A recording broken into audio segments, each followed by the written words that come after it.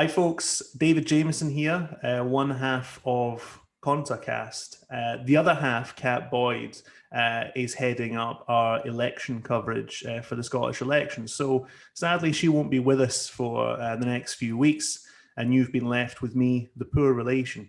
But I will try and make good that shortage by bringing in some interesting guests.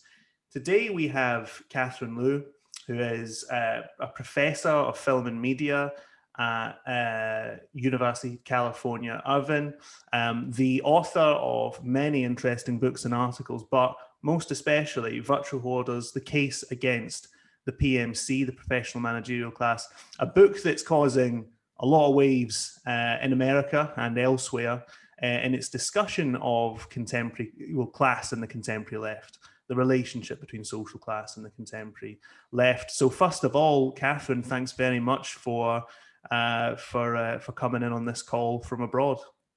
Thank you. I am very pleased to be here. And to help me in this discussion on this book is James Foley, who reviewed the book for conta.co.uk. You can go and read his review of the book there. James, thanks for being Cat for the week. I feel like I'm going to be an entirely inadequate replacement, David, but I'll do my best. Great stuff. Catherine, let me introduce the issues in your book for, I suppose, a Scottish and a British audience, because at the moment it's quite it's a debate that's happening a lot in the American left, from what I can see from over here. It's got a lot of tongues wagging. But the context, I suppose, is kind of an American context in the sense that, like with Corbynism in Britain, you in America are in the aftermath of the Bernie Sanders experiment and the mass movement, that came in the wake of Bernie Sanders and his challenge to be the Democratic nominee. And as sometimes happens in the aftermath of a mass movement, there is a more or less healthy debate about the contours of the movement, what went right, what went wrong, and so on.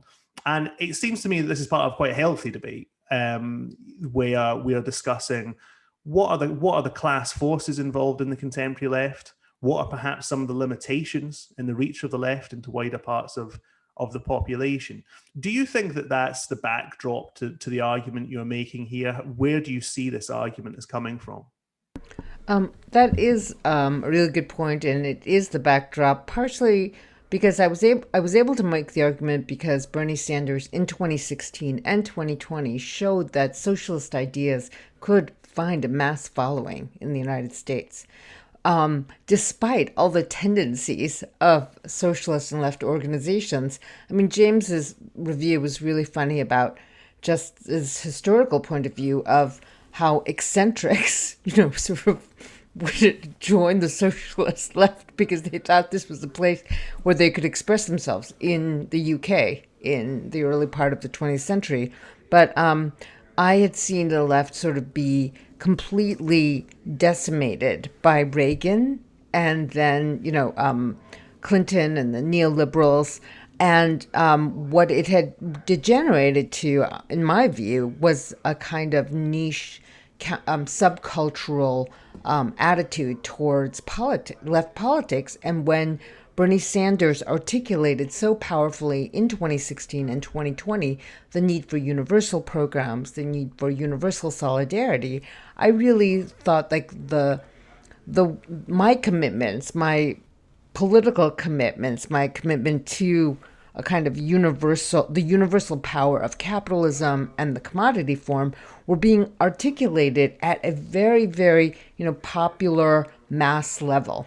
And it was compelling to millions and millions of Americans. So that was really fantastic. But in the wake of his defeat and then Biden's rise to power, which actually at this point, I have to say, he's done very encouraging things, Biden. So let's just put that aside for a moment, even though, the Democratic Party to me is a completely corrupt and pointless institution at this point. But what happened was what I think happens when the left sees itself set back is that because it's so dominated by the professional managerial class cultural ethos, it doubles down on niche causes, and it doubles down. I'm not even going to say identity politics, because I've realized that identity politics is not politics; it's identity protocols. So it doubles down on identity protocols, and it loses its way. It loses its way because it's so dominated by aspirational professional managerial class people, white collar workers, and college graduates. Because there is a huge divide now in the United States between those who have gone to elite liberal arts or private colleges, or more prestigious public colleges like universities like Berkeley, or to a sense, to a lesser degree, UC Irvine, where I teach, because it's much more popular in nature, I would say, less exclusive. Like the most exclusive colleges now are churning out these aspirational PMC members who are enforcing a code that is anti-Marxist, that is anti-socialist, anti-materialist, and anti-class analysis. So some of the after 50 years of not being able to talk about class since 1968, and only being able to talk about identity, our actual ability to do class analysis in the United States is so atrophied. Like, one of the funnier critiques of me in my book is that, like, here she is pretending to be poor, Catherine Liu pretending to be poor because she's talking about class. And I was like, first of all, I never pretended to be poor, and second of all, are you so addled by identity politics that you feel like only poor people can talk about class, like only women can talk about gender? No, the dynamic of class analysis is something that Marx brought into the foreground of historical materialism, as you guys know. And he was poor, but he was from a petty bourgeois family. So, and what he saw, and Engels was not poor, and what he and Engels saw happening in northern England was filtered through class analysis. They were not like woke, saying only workers can talk for themselves. They saw what the working day was doing to the British working class. And so I'm not saying like I have that kind of insight that they did, but I do feel like I am continuing a legacy, because there was a huge truncation in my education, my growing up, in terms of class analysis. And now, because in many ways I'm also protected by tenure, I'm protected by age, I'm protected by gender, and because I'm an Asian American, I feel like I need to talk about this. And it will make me vulnerable to all these sorts of critiques, whatever, these low grade critiques. But I feel like we have to insist upon the class dynamic and the notion of class struggle and class contradiction as the motor of history. And we've seen that class war that the PMC has waged against the working classes has been the motor of history in terms of the neoliberal turn and the destruction of all the social democratic supports that were put in place in the United States after the Second World War. I mean, I know the situation is different in the UK and EU, so you should ask me questions and I'll try to respond. But one of the ways in which I thought about the professional managerial class as an intermediate class that the Ehrenreichs talk about in 1977, intermediate between the capitalists and the working class. And they said they're very ambivalent about the working class, but they're hostile to capitalism. This is 1977. The PMC is no longer hostile to capitalism and capital. It has totally assumed the point of view and the interests of the capitalists, and it is more and more hostile, not ambivalent. It's purely hostile to the working class. So I want to go on and ask you for a kind of a slightly deeper definition of the PMC and how you see that is different from other types of middle classes that has been understood historically in capitalism. Before we get there, I just wanted to acknowledge the really good point you make about, because I get this as well. People say, well, you say that you're on the side of like working class politics or class politics or something like that, and yet you are middle class. So they even now think that class politics is a form of identity politics. They think that you're making claims on the basis of your own identity. That's how pervasive that political reform has become.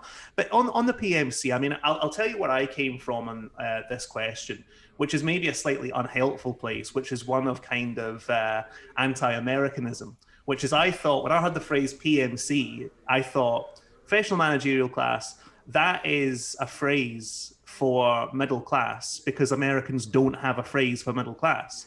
So I remember years ago, I was watching one of Michael Moore's documentaries about Flint.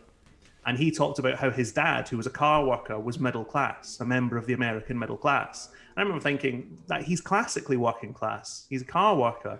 So in America, traditionally, better off parts of the working class were called the middle class. And there wasn't really a phrase for professionals, for managers, for bureaucrats, for cultural, higher up cultural workers and things like that. So, I mean, does the phrase PMC simply fill that gap in American language? Can you hear me now? Yep. So it might, but it really is distinguished by the fact that the United States exported its notion of higher education to the world after World War II. And it doubled down on the British notion of meritocracy and created it as a global hegemon. But let me go back a little bit. And so I think that's what distinguishes the PMC. It is hegemonic and imperialist. But to go back a little bit to say, is it just another term for the middle class? No, it's really formulated along the lines of the college credential or the professional credential. Because you could have, like in Flint, a blue-collar worker who made, let's say, the equivalent of $100,000 a year. They were the labor aristocrats, right? But they didn't have a college education. So in that sense, they were déclassés still. And that gap now has grown exponentially between those who are college educated and those who are non-college educated. So at the turn of the century in the United States, 19th to 20th, that's how old I am, the turn of the last century, the PMC made up a tiny, tiny part of the American population. Let's say they were doctors, lawyers, or even in intelligentsia, right, who had gone to college. I would say like numbers that, left-wing sociologists like C. Wright Mills showed were they made up 3% of the American population. As American capitalism has gotten more complex, as it needs managers and professionals more, that class has expanded exponentially. Today, it occupies about 25% of the workforce, according to the Bureau of Labor Statistics. The way that I like to define this class is it's a class which has jobs that require the college credential, and it is a class in which your work is not physical. Nothing you do has to do with your body. And I know that this is very commonsensical for European leftists, but it's not in the United States. So even if you made like $100,000 a year as an air condition repairman, which is incredibly dangerous and also very, physically intensive in California, at least, you are not a member of the PMC. And I think that takes a lot of confusion out of the class itself. So a lot of classical Marxists said to the Ehrenreichs, this is just the petty bourgeoisie. This is just petit bourgeois. But the petit bourgeois are also, intermediate classes. So the petit bourgeois, I would say, in the United States are like small business owners, farmers, people who were self-employed. This is like the myth of the American yeoman, right? That class is also in real trouble because you have all these big box stores moving in, the mom and pop shops are closing down, the family farm is being sold to Archer Daniels Midland because of, the monopoly on GMO seeds. That mythical yeoman petit bourgeois class in America is in trouble and shrinking. The PMC is more and more powerful, and it is an intermediate class that does not own enough capital to live on its rent, on its interest, but it completely identifies with financialization and speculation. So its most elite segment also is not attached to any notion of place. Like, this is also a feature of the class, is that you can take your job and go anywhere and do it. So the pandemic is really brought out this, stark difference between the people who actually work in a place, trapped in a place, have to be confronting other people, and people like me who work in front of a computer. somebody emailed me and said they thought it was the email jobs, like people who can work by email. And, I'm doing distance teaching, but I also handle a lot of emails. So this class really is protected from a number of things that really affect the worker in a really profound way and damage the worker sort of in the classical Marxist sense of exploitation. So, which is not to say that PMC work does not damage you. It damages you psychologically, ideologically, and politically. But it is a class that is very that might be stratified now, because at the lower end of it are unionized credential workers like the National Nurses Union. They're much more radical than the top level of the PMC, or teachers unions, for example. Uneven levels of progressiveness, but teachers came out and went on strike 2 or 3 years ago in a very, very powerful way. And so they are at the lower end of the PMC, but their work requires a credential. Now, with nurses, though, they are physically, they have to lift patients, so they're in this very liminal position with regard to the class difference. So that's what I would say is another definition of the PMC that I would like to cite that I find very useful, because C. Wright Mills also talks about, and Krakauer too, talks about how proud the lower level clerks were in Weimar Germany and in post-war America, because they could work in offices. And even though they were at the very bottom of large bureaucracies, these clerks and these office workers could, and they made low salaries, they could enjoy the amenities of office work. So the PMC, contemporary PMC today, I would say, are people who can work in air conditioning. And part of their job is to manage other people. So I think it's really important to have that, to separate out the professional, the managerial, and the question of class, and to say that this class is distinctive within American imperialism, because American higher education has become an $1 trillion industry. Everyone pursues prestige. No social democratic country, England, I'm going to put aside. But so, for instance, in Germany, because the universities are virtually free, there is no hierarchy of prestige. Germans are less, go to college now at an instance less than in the United States, but it's because they have a really healthy, functioning technical school and apprenticeship program for highly skilled craftspeople and to train people in industrial production. So we don't have that anymore at all in the United States, except for, large public universities like the one that I work for. But we've exported this model of prestige abroad. And so it's no accident that the sort of Asian elite all want to come to the United States and go to college. I think they do with the UK too, because the UK has, is exporting prestige. Yeah. Is exporting its prestige industry of a higher education to the rest of the world. But this pursuit of prestige, this pursuit of the credential that has become more and more of a zero-sum game, but that supposedly will guarantee you a place in this class, this is a very particular American export that has been the imprimatur of American imperialism since the Second World War. So you have all these guys from Harvard or Chicago who go around to Chile, and they after Allende is put down, and they try to put in austerity and neoliberalism there. But the right-wing Chileans are really proud, because they're like, they're from the University of Chicago, they're from Harvard, they're going to come and murder us, murder our economy, but they're so smart. And so that's how I'm doing a cartoon version of American imperialism, but that's how it worked in the Cold War era. We'll have to take you up on one point there, Catherine, because air conditioning is really not a big factor amongst the Scottish professional elite, I have to say. So many might not appreciate exactly what it is you're talking about there. I know you have visited Scotland, so you'll appreciate what I'm on about. What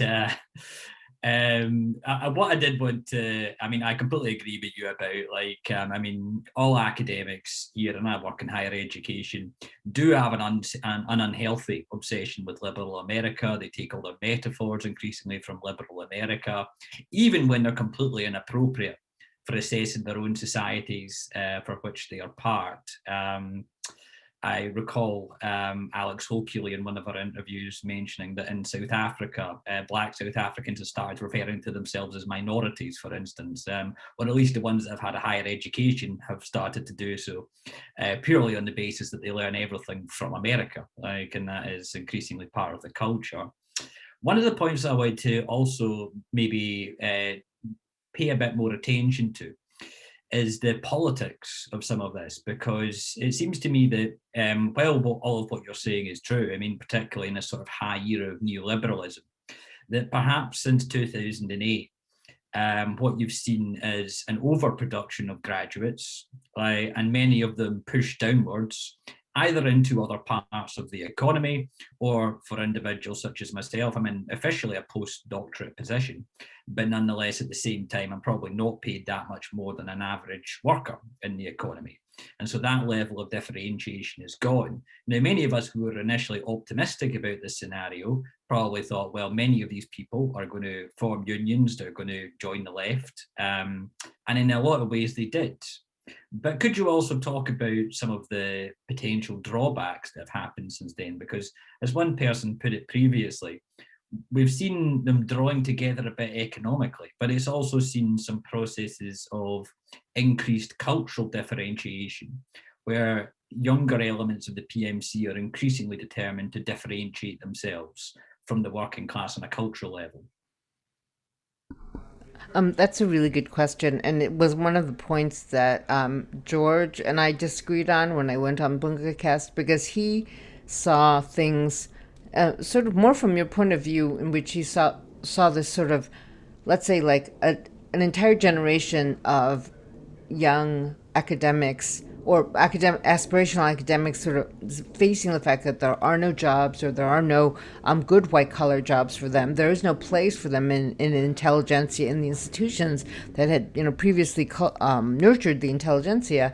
And he thought that the doubling down on identity protocols would be the ways in which this class sought to distinguish itself from the working class, because even though its prospects might be as poor as the working class now, it has to distinguish itself from people who make the same money that they do, but have no college degree.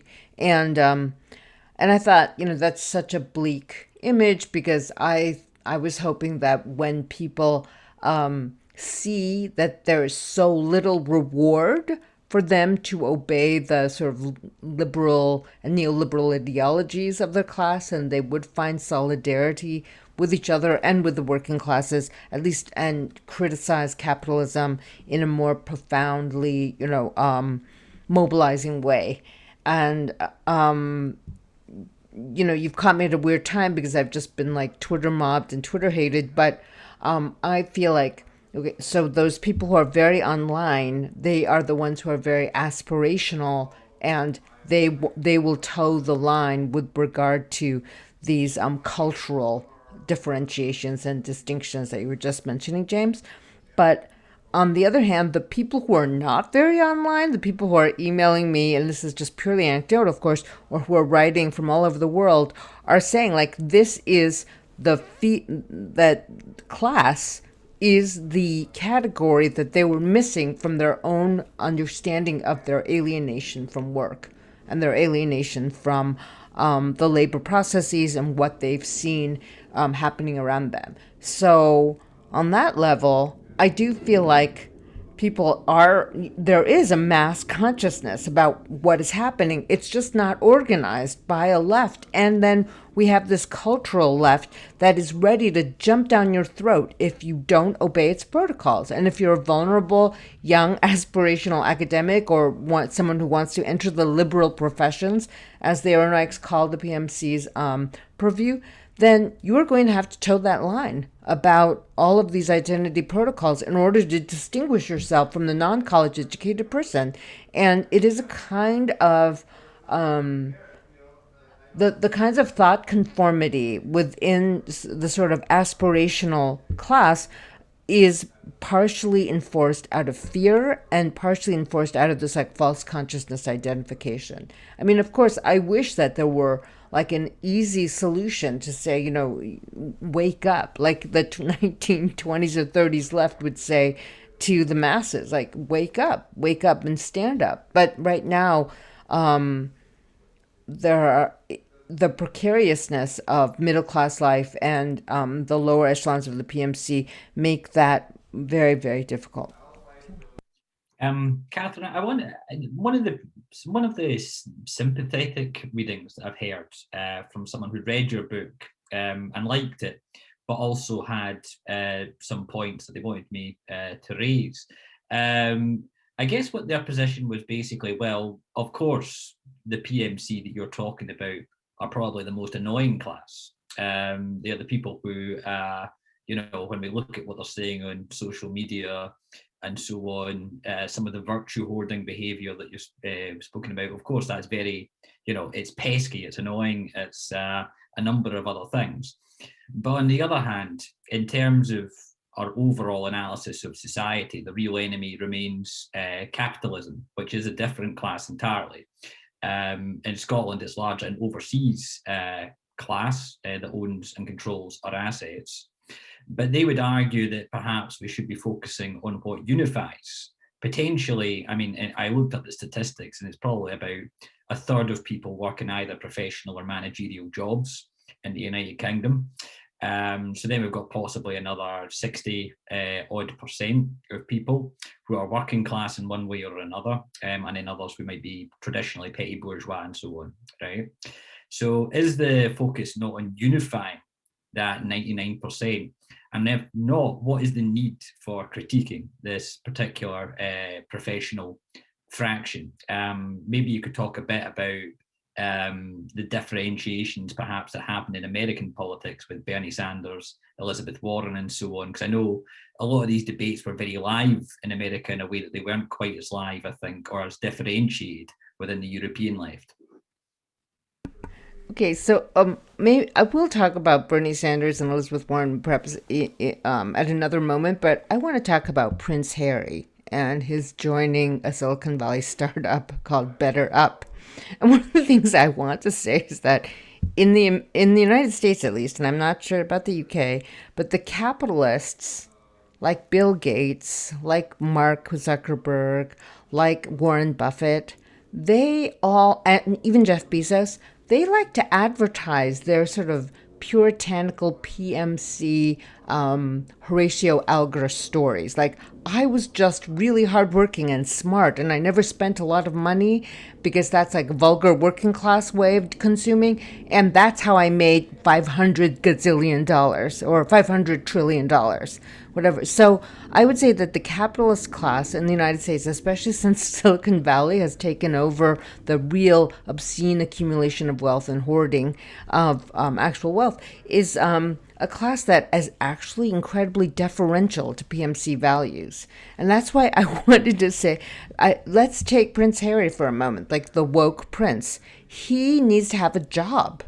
And he's entering what I think is a very professional managerial class situation where he, Better Up is a coaching firm that is online and motivates workers, right? And it's supposed to be like therapeutic and matches you up with a coach. Coaching is a completely business-oriented way to motivate white-collar workers who are depressed and anxious. And this is the kind of organization that your aristocrat, a young man who should just go and spend his ill-gotten wealth in silence somewhere in a moldy castle, perhaps in Scotland, and stay the fuck out of our view, is now participating in a PMC-dominated culture industry. So that's why we need to criticize its values. That's why we need to isolate its values, because it is a new ruling class. Because even European aristocrats have to get jobs and assume its values. I don't know how this happened, but in the olden days, in sort of industrial capitalism, you had these decadent, wealthy over-consumptive people who, showed no restraint in their appetites or something. And today we have these like lean, mean, puritanical, ascetic types who are, demonstrating the proper use of capital and the proper use of time. How about that one? How about that one, James? That is very, I mean, I guess it's a point we actually discussed, or David discussed in the previous podcast, because like what that I think signifies in terms of Prince Harry. I don't know why we keep coming back to Prince Harry on these podcasts, but it just, Meghan Markle just keeps coming up. I don't know what it is, right? But I think in your previous interview with Darren McGarvey, who's a sort of Scottish public intellectual who talks a lot about class, we're talking about the fact that in the olden days, the middle class of this country would have aspired to be like the British royalty, or like the British aristocracy with the country pad and, the Labrador and the Barber jacket and all these types of things. Nowadays, the British aristocracy and the British, even royal family, aspires to be a Silicon Valley sort of PMC worshipping type elite, as you say. Case in point, then. Case in point. I mean, now you have the British aristocracy aspiring to be like a disruptor and a PMC entrepreneur. So, yeah, I wanted to ask about this, about ideological production, basically. So, on the one hand, obviously the middle class are kind of a class of cultural producers, and they obviously have a wide ideological influence over society. But really, since the Second World War, the ruling elite has kind of moved into this ideological mode of liberal humanitarianism. Now, obviously, the ideas that emerge from kind of left-wing parts of the PMC can be more eccentric than that, perhaps, can be more kind of minoritarian and stuff like that. But isn't the PMC reflecting ruling class ideology more than it is simply, it hasn't so much colonized the ruling elite as the ruling elite has ideologically colonized parts of the middle class who might once have had more ideological independence from the capitalist system and who might therefore have aligned themselves with the working class. That's traditionally how parts of the intelligentsia have operated. In the kind of Marxist movement and so on. Whereas now what's happening is that ethos, that general ethos, has taken on a specific form. The general ethos of liberalism, pro-capitalist liberalism, has taken on a specific form in layers of the middle class who would once have been more resistant. Okay, that's a very good question, and I'm going to just give you a historical answer and then a conceptual theoretical answer, okay? So, when worker unrest was really boiling over at the end of the 19th century, early 20th century, with bloody strikes being put down by railroad companies and steel companies, you had this emergent class of maybe like media producers, like journalists or professors who were a very small part of the American population, but they saw the depredations of the robber baron capitalism that were exercised in the United States. And people like John Dewey, people like Jane Addams, who were part of this middle class intelligentsia and who really inaugurated the progressive era in the United States, really aligned themselves with working class struggles. But I think that was a moment when there was so much real fear of social chaos. And the working class was much more powerful because it operated in solidarity with each other and created like a massive sense of social crisis. And so what you have then is, with Jane Addams, the invention of social work in Chicago with their settlement house, and with John Dewey, the invention of tenure and academic freedom within higher education so that researchers were not beholden to, mediocre and Philistine funders of the U.S. university system. But I would say that at that moment, that progressive moment of the emergent PMC has to do with their fear of social chaos and a working class rebellion. In the during the Great Depression, there was also this massive sense of social chaos. Capitalism has been in crisis, for many decades now by the end of the Second World War. But when you have this massive expansion of the class is rewarded by the capitalists, if you like, by the ruling elites, by expanding the university system, rewarding doctors and credentialed elites. You have the co-optation, if you like, of the PMC by the ruling classes. And so then you have this exchange of interests that take place as the PMC becomes more and more conservative, even though during the 60s it thought it was being very radical, but was fighting like a culture war against the working class and hoping to overturn Americans' cultural turpitude. And this is actually what the Ehrenreichs were condemning and defining, was the sort of PMC takeover of left progressive spaces after 68. If you want to, think conspiratorially for a moment, the capitalists realized by the end of the Second World War that it would be much better for them to reward a progressive class enlisted in a fight against communism. The Cold War is really important at that point. And then you have disillusioned members of the class, who were communists in the 20s and 30s. They're oppressed by McCarthyism, but they're also confronting the Stalin legacy in the 50s. And you have the elites of, the New York intellectuals moving from the left to the right during this period of time, when you have it's sort of overdetermined. You have both the expansion of the PMC, its more copious rewards by a capitalist ruling elite that wants to stabilize the American social body. And then you have this deep disillusionment with what has happened in the Soviet Union. You have the hardening of positions in the Cold War. And I would say the Cold War creates all of these powerful instruments whereby the ruling elite can buy the PMC, think tanks, universities, the media, private foundations. Today we know NGOs. All of that becomes massively corrupting to a class that did not have to align itself with the interests of the ruling elite. I just wanted to ask, Catherine, I mean, one of the things I tremendously enjoyed about the book was the refreshing slaughter of sacred cows. And one in particular was the Occupy movement came in for some stick during your book, as did many other fringes of the far left that has emerged over the years. Now, the interesting thing for me about that is obviously we often saw these things initially as being the seeds of a new working class type of politics, the 99%, all this sort of stuff. Can you talk to us a little bit about what you think might have went wrong, and what lessons might be learned for socialists in the future?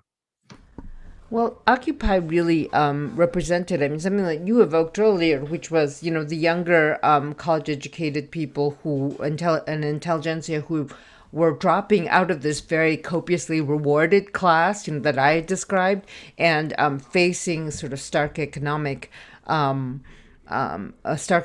future and the creation of solidarity that could be possible thereof. But I think in the end,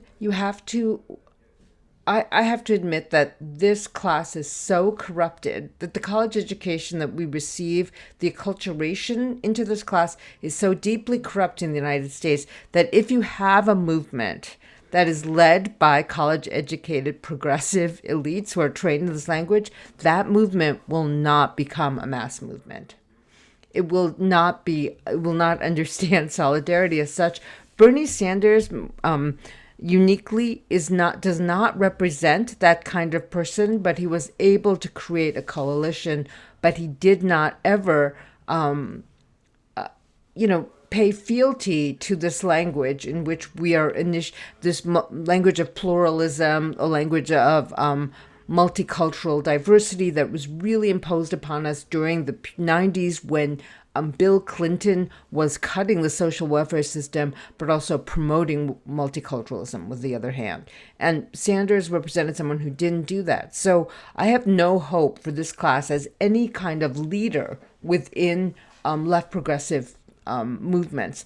This is why the only thing we can do is sort of isolate its tendencies in order to dissolve its ideological hold on us. The other thing I was going to say to David's question earlier was that the PMC now operates as an incredible engine of ideological production to justify inequality and stratification. And part of that has to do with its very identity, because it's like, we went to college, we're special, like we learned this.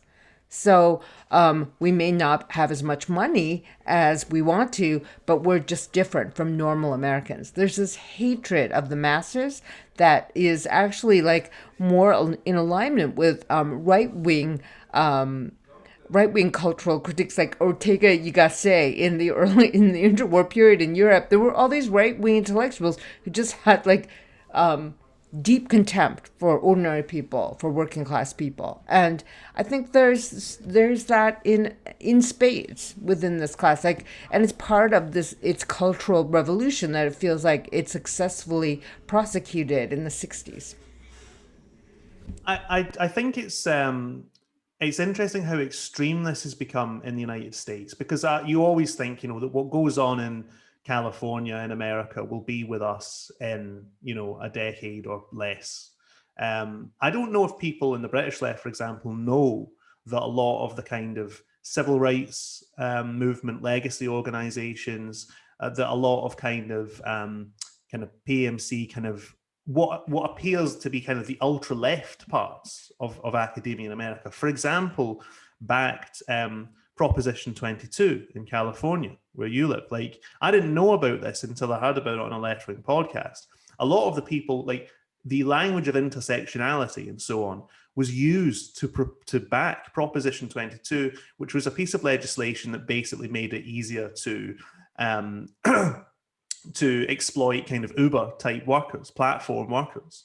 And they said things like, well, Black families like the labor flexibility that comes along with this. So they used the language of intersectionality to say, you don't understand Black culture. Black people like these looser regulations on labor. That blew my mind.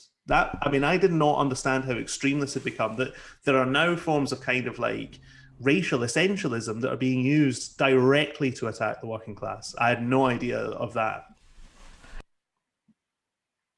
I don't know that specific example, but there were I knew people who were organizing against Prop 22, like for the rights of gig workers to be defined as workers, right? So they were up against Uber, they were up against Lyft, they were up against, this multi-million-dollar campaign to misinform Californians about what it meant. And one of the things that Uber and the Silicon Valley types were able to put out there in the general population was that Uber drivers like to be contractors because it allows them to be more entrepreneurial. And this many Uber drivers voted for Prop 22, I guess. So what happened was on the app during this period of time when the proposition was being debated, if you accepted a ride from Uber, you had to also press a button that said, I like Prop 22. So that's how they got the numbers to say, even our drivers like this. So this language that you would rather be an entrepreneur rather than a worker was something that they were that they had extracted out of this algorithmic interface that was oppressing their drivers to begin with. And so a lot of Californians weren't paying much attention, or who thought of themselves as progressive would see this and think, oh yeah, this is a worker supported proposition, so I'm going to vote for it. And what happened was there's something really wrong, I think, also with this with this populist mode in California of having referenda like this. Like, if you gather enough signatures, you can have a referendum. If you have enough, it actually just helps people with a lot of money, because if you can campaign and distort the decision-making process, then you can promote this kind of consensus that is just about your having marketed this idea correctly. I know that In the UK, for instance, Uber drivers are now have to be classified as workers. That's the only way you can go up against these people. It's the only way. And the whole idea of being an entrepreneur and driving your car is risible because it shows that after expenses, waiting, all this other stuff, Uber drivers actually make almost less than minimum wage. And it's because they have no other options with regard to stable employment that they're doing this job. I mean, it makes things really good if you're riding Uber as a consumer of the service. But yeah, that I did not know about the sort of racialization of the rationale. But yeah, things are, it is very extreme. And I do think it is going to be exported. And I do think like the most craven aspects of the European politician or the UK politician, the most craven of them, are getting ready to adopt this language.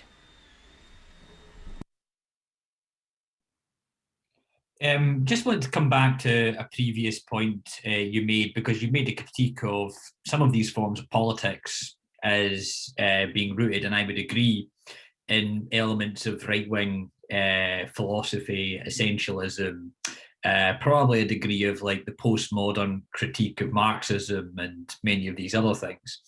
But on the other hand, it's probably a relatively common critique of your own work, and I'm sure we've all had this critique at some point or other, that there is a degree of what's been called class reductionism, and that this itself lends itself to right-wing conclusions. I'm sure it's a critique you've already heard. How do you feel about it? Class reductionism? I say more class reductionism. No, okay. So once again, I want to ground this in concrete examples. I don't know if you've read Jefferson Cowie's book, "Staying Alive: The Last Days of the American Working Class." In it, he documents the fact that during the 60s and 70s, unions within themselves were fighting for the questions of identity, racism, representation, misogyny, and that there were all these unions who were actually, there was a union leader. He opens the book with this example of a union leader in United Mine Workers Union who did represent this more like enlightened view of identity of women, of minorities, and he was assassinated. His entire family was assassinated by the UAW establishment. We don't hear about these kind of inter-union struggles, and the unions were never able to realize an organic diversity because of the ways in which their power structure had been monopolized by these really thuggish, mafiosish types who dominated. And so today, some of the most progressive unions with regard to identity are female-dominated unions, like the National Nurses Union or the Flight Attendants Union. And there you have this very organic coming out of workerism, an idea of the need to recognize gender discrimination or racial discrimination within unions themselves, and to sort of have that process worked out within the union itself. This kind of judging of the working class is something that the PMC loves to do, and it loves to judge the working class as somewhat as backward and reactionary and racist and everything else. So I do feel like we need more class analysis of identity politics or identity protocols itself. We need more class analysis of what happens in the struggle for union representation and unionization. I mean, I don't feel like we have enough class analysis. So I don't understand, like when people say class reductionist, my counter to that would be that class is a completely different category from gender and race and gender identity. It trumps all of them because the difference between the working class woman and the PMC woman is absolute. And the difference between but it's also universalized and transformed and can be translated into the difference between the working class African American man and the PMC African American man. I mean? Yeah, I mean, it's a bold thing to say in the current political climate that you think that class is the primary element of the capitalist configuration. I mean, there was an argument. I mean, I'm not in the academic sector, but I did see an argument where the leader of the UCU union in Britain, which is the largest academic union, said that anyone who thinks that class is the primary distinction in society shouldn't be in the union and shouldn't be in the trade union movement. Which, I mean, I did sort of think to myself, well, even if you think that it's wrong to assert that class has the central place in social analysis, it's probably not good for a trade union leader to say if you think that you shouldn't be in the union. So yeah, I mean, that's what was once quite obviously the widespread view on the Marxist inflected left is now considered quite a taboo comment. I mean, the opening page of the Communist Manifesto, the history of all hitherto existing societies, the history of class struggle, that's now a very controversial analysis on the left. But I wanted to ask about another aspect of what I see as kind of mass contemporary ideology and how it relates to the PMC. One of the things that I find about contemporary politics, and maybe this is a wider phenomenon, maybe you can't just make this all about the class elements who engage in this behavior. One of the most interesting elements of contemporary ideology is the sheer paranoia that accompanies politics. Now, on the right, that's obvious, but it's been there for quite a long time. Paranoia is often a political mood on the right. So, evangelicals around Trump and stuff were saying things like, if Trump loses this election, America belongs to the devil, right? But we're kind of used to that on the right. But you also heard that echoed on the broad left a lot. So obviously in America, in January this year, there was a mob of protesters who refused to accept the outcome of the election and attacked the Capitol, and it was spectacular and appalling and all that. But this instant consensus emerged, and to me, it was perhaps one of the strangest things that I've ever witnessed in politics.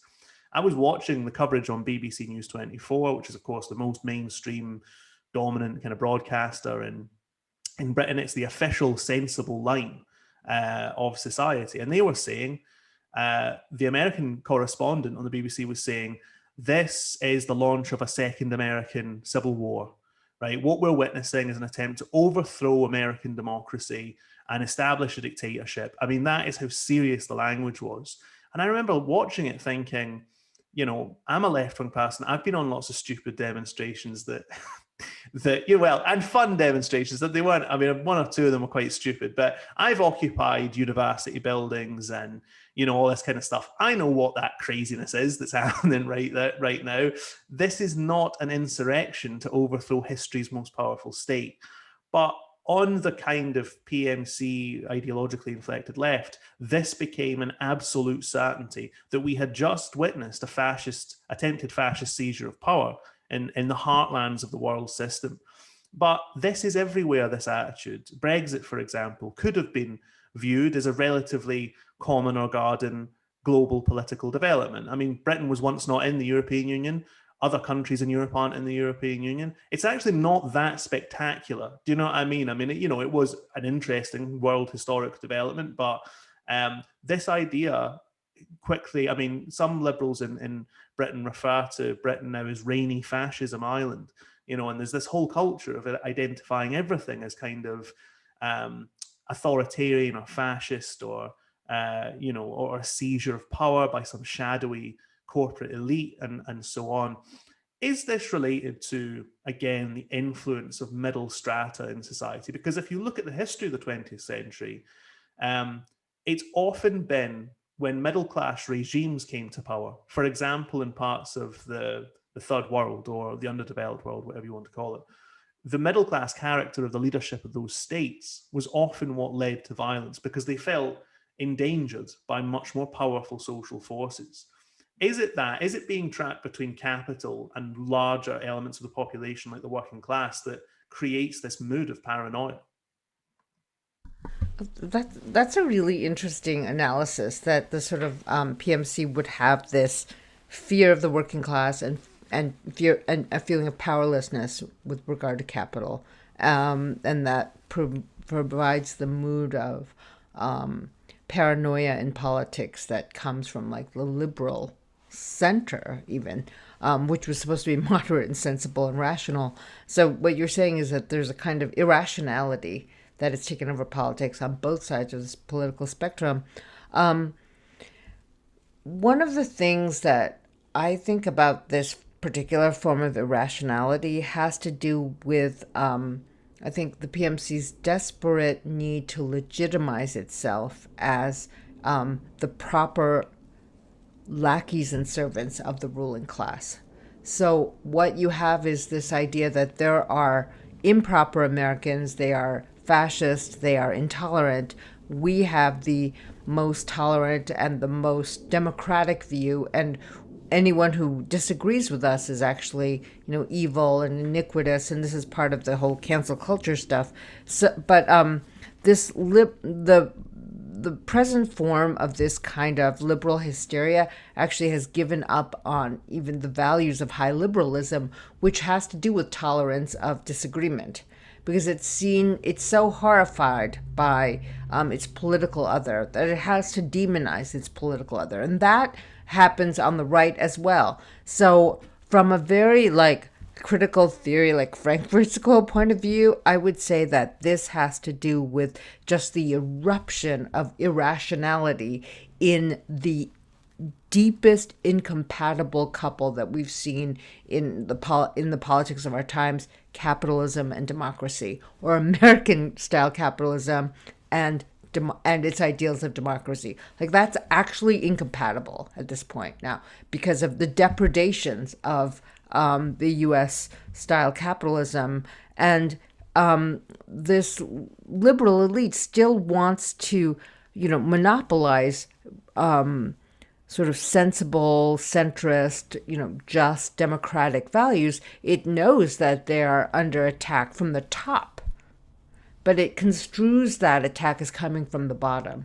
And that is just the deepest form of irrationality. And then it styles itself, and this is something I think comes from my sense of really, really not participating in Christendom or in Judeo-Christianity at all, and having this point of view completely outside of this system. And I see them as crypto-Christians, Puritans, even though they are horrified by evangelicals. The vanguard element of the PMC really sees itself as deeply virtuous, and everyone else is smeared by sin. I mean, you gave us, the Scots gave us this particular form of Calvinism and capitalism, so thank you, Scotland. But it is vicious because it justifies wealth as a form of grace. It justifies power as a form of virtue. And it is so deeply irrational, so deeply ideological, and the more it holds on to that irrationality, the more capable it is of reproducing the ideology of the hegemon. I guess we should take this opportunity to apologise on behalf of Scotland. Maybe we owe the world reparations or something. I don't know. Please, because problems of virtue we have imposed. But what I was going to say in terms of it, and this is probably reflecting some of your own interests, clearly there has been a major shift in terms of the way that the PMC thinks and views the world, because certainly when I was first at university, the dominant creed was postmodernism if you were in culture, or it was sort of scientific, technical type view of the world. And liberalism was relatively open, right? So the classical liberal was all about tolerance and listening to a diversity of views and a sort of ironic spirit, you know what I mean? Which was there in postmodernism as well. You didn't want to take any definite moral positions on everything. You wanted to be ambivalent and ambiguous all the time and so on. And what's really developed, I think, and does seem to me this has been mostly since 2008, is this more moralized and hysterical aspect to liberalism. And also, as David and yourself have both pointed out, a tendency towards conspiracy theories. Probably best epitomized by Russiagate in America. But I think the tendency towards conspiratorial thinking is there amongst the entire elite. My own interpretation of that is that it's to do with having less purchase on the world, and having like less political sway. Because I guess if you were a centrist liberal in the 1990s and 2000s, it always seemed like everything was always going your way and everything was always going to get better and globalization was always going to make us richer. And you had the ideas and all the people in the past were an idiot, and we had discovered the way. It was the end of history, as everyone used to say. And it's that deep uncertainty that comes after that moment that they just have not been able to handle. But I think you're right in terms of the fact that their primary reflection of that, even though in a sense that they know this is untrue, they do tend to blame the masses, like, and to try and differentiate themselves from the masses, even though they know this is alienated, irrational forces are coming from, in reality, not just the ruling elite, but more the forces that the ruling elite actually represent, the forces of capital and so on, trying anything it can to try and turn a profit in an era where profits have been diminishing and the sources of potential, capitalism is, apart from anything else, regardless of its evils and its moral failings and all these other things, it's slowing down.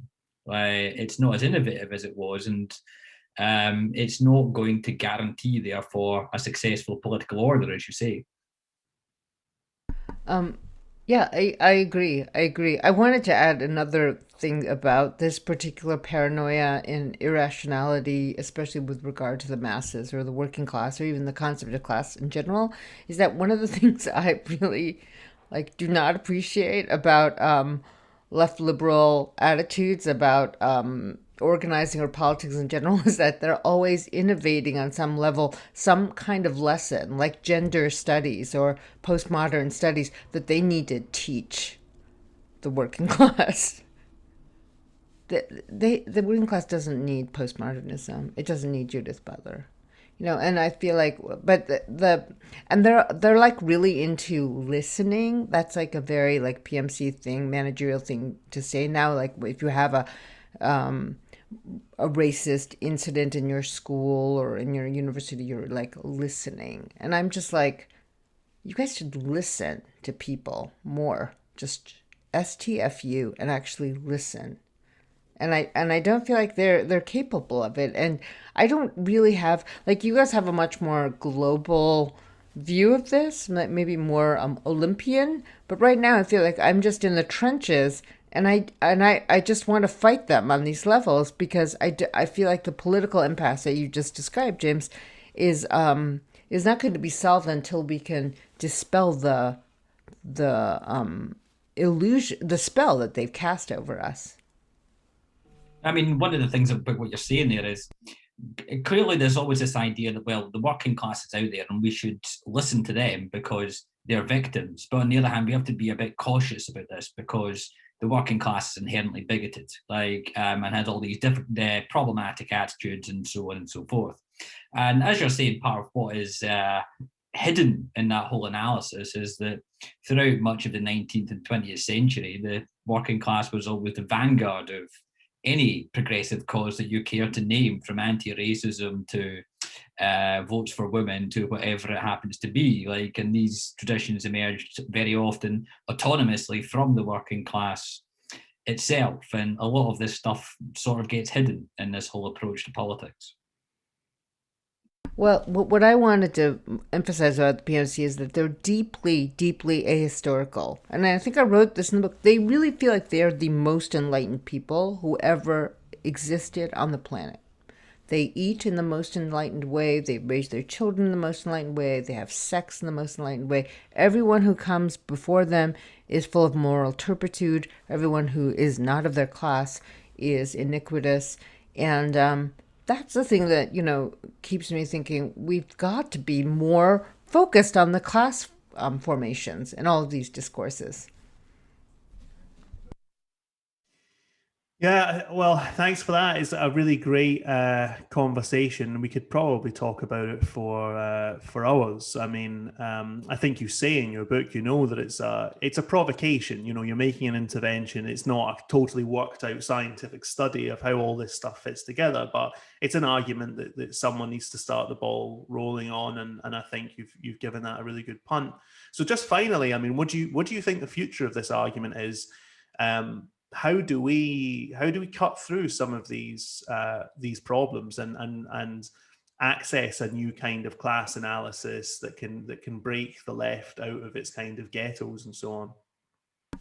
Well, one thing I hope for is that the rest of the world is less beholden to this vision of the world, the PMC, the American PMC vision, and that there can be a truly dissenting point of view. I'll tell you, among my students who really can understand and identify with class analysis are actually my students from the People's Republic of China. Now, we hear PRC, they're so totalitarian, they're capitalists, but they're state capitalists, and they don't know what they're doing, and they just want to take us over, and there's all this paranoia and irrationality about Chinese, the Chinese economy, the Chinese student. But I'll tell you something that gives me perhaps different, like more hope, is that I'm, educating a lot of these middle class kids who their parents send out to the United States to study. And they are so open. I would say like there's a core of, they've obviously heard class analysis very much, but they're surprised, they're open, they're completely mobilized by this idea that we can talk about class within a context that isn't the official Chinese Communist Party sanctioned context, but they totally recognize the language. They are not burdened by all of this like liberal pluralism or postmodernism. They understand what is happening. They understand what happened to China, the class divisions, the rural urban divide, and